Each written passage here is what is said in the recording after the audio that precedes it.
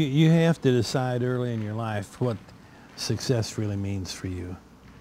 And is success being fulfilled and emotionally and spiritually, or is success about money?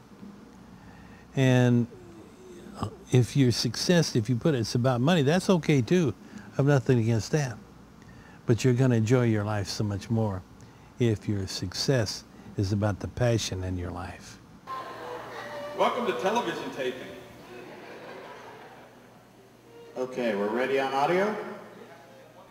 If I mention the name Jim Halsey or the Jim Halsey Company, you may not immediately say, oh, I know who he is, or that for many years he has lived outside of Tulsa and had his company's main office in Tulsa.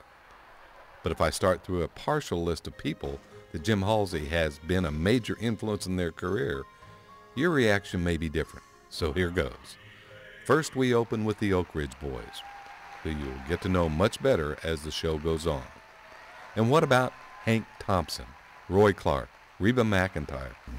This brings up a point about Oklahoma specifically, because so many performers and so many artists come from Oklahoma that go all the way back to Bob Wills and his Texas Playboys were not from Oklahoma, but they made Oklahoma famous when they moved there and invented Western swing, all the way up to Hank Thompson and Roy Clark that moved there, to Leon Russell, to Roger Miller, to Toby Keith, and now look at Carrie Underwood.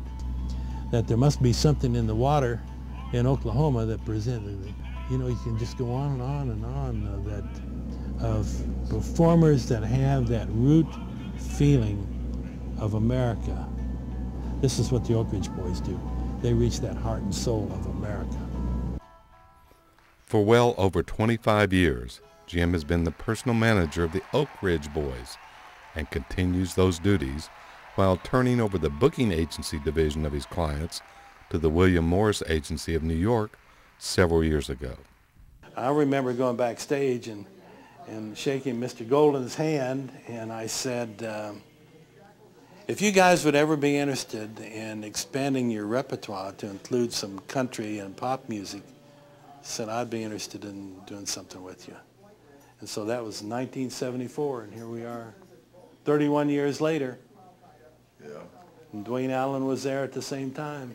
We caught up with Jim, not in Oklahoma, but in Branson, Missouri at the Andy Williams Theater, where in June, the Oak Ridge Boys were giving of their time to tape a Christmas special for another Oklahoman, Larry Jones, and Feed the Children program. We followed Jim Halsey around for a very long day. We learned about the man and his career. Well, I built the company on the premise that the artist always comes first, because I had dealt, as a promoter, I had dealt with so many record companies and so many booking agencies that I felt were so disrespectful to the artists that they were selling, that I thought, how in the world could these artists be associated with these people that don't even respect their music or them personally? So I made up my mind, if I ever had the opportunity to represent an artist, that in my company, the artist would always come first. And that's the way that it was from the very beginning of my first management client in 1951, which was Hank Thompson and his Brazos Valley Boys, to now it's been with the Oak Ridge Boys for 30 years. This year is, to me, the artist comes before everything else. In my booking agency, which was a hardcore selling agency, I installed that same artist management philosophy within the agency, that the respect for the artist had to come before everything else. And our business was to represent the artist. Jim has for many, many years been behind the scenes of some of the most successful careers in music history, and has influenced the economy of Oklahoma and Oklahomans while always living and demonstrating that special set of values which represent this part of the country. I learned a long time ago about the principle of gratitude, and that's to be grateful for everything, and you thank the Lord for that.